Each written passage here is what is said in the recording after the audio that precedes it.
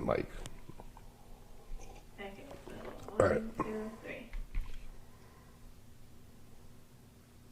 So my name's Omar Waqar. I'm a 32-year-old Pakistani American musician from Washington D.C. and I play a ton of different instruments. In my current band, Sarmast, I play guitar and I sing vocals.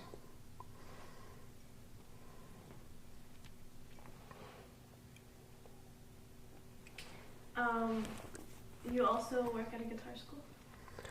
I actually teach guitar privately. I've been a guitar instructor for about 4 or 5 years, and I have students that come to me from all walks of life that want to learn guitar. I also teach songwriting. I went to Berklee College of Music for songwriting, and I try to bring some of that knowledge into my lessons as far as song structure and tools that people can use to develop their songwriting. And how did you get interested in guitar yourself and all your musical instruments? I was heavily, when I was a young kid, I was heavily influenced by punk rock and a lot of the alt rock stuff that was happening in the 90s. I would say Nirvana probably influenced me the most in the beginning to actually pick up the guitar. That's what made me want to play, was watching Nirvana play. And right around the same time was when I got my first cassette. I actually asked my mom to buy me a Ravi Shankar cassette because I wanted to hear him play sitar, and she asked somebody else to get one, and they were like, no, he should listen to Vilayat Khan. So I guess the rivalry started then, and I got a Vilayat Khan cassette, and I fell in love with the sitar right away. I didn't start playing it till much later, but.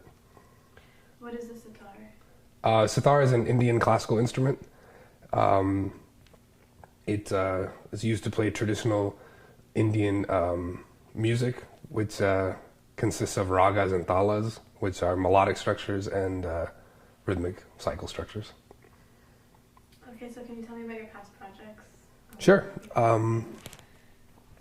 In the past, I've been in a wide variety of bands. Probably the most notable band is a band called Diacritical, which I fronted. I was also one of the main songwriters in that band. I played guitar and sang. I co-produced our only debut, actually. I co-produced our album with Don Zentera of Inner Ear Studios back in 2007, and it was a pretty well-received project. After that, I also had a project called Evil Art Form.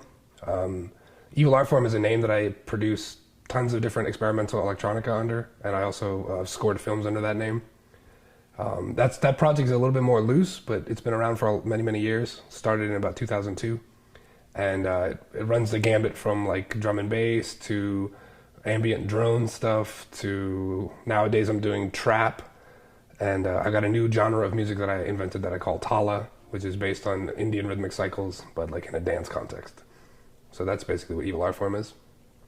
I also had a short-lived punk rock project, sort of a Sufi punk project called the Fanafish, which was basically me and a fellow musician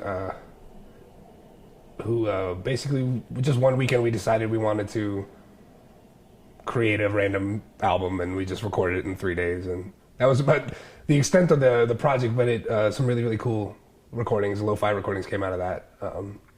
I put that out a while ago. I've also done some solo stuff. Currently I've got a release called Improvised iPhone Recordings, which is just a series of songs that I made up on the spot and recorded with my iPhone, just kind of exploring songwriting and catharsis and some personal stuff. And I'm in a project called Sarmast, and Sarmast is my current band. We describe it as mystical dance punk. So it's kind of like giving a nod to proto-punk and dance punk stuff from like the late 70s and early 80s, while at the same time being heavily influenced by Sufi literature and Sufi music from South Asia, the Middle East, and Africa.